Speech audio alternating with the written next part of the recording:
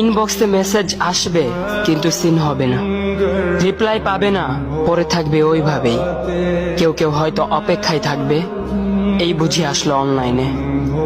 আবার কেউ কেউ হয়তো টেরও পাবে না, কেউ একজন নেই, কেউ একজন হারিয়ে গেছে।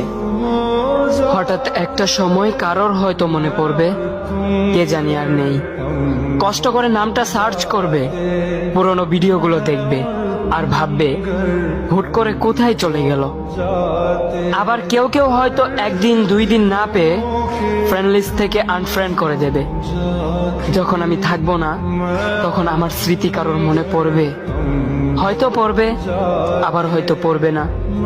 তবে হারাতে হবে, হারাতে হয়, হারিয়ে যাওয়াই নিয়ম।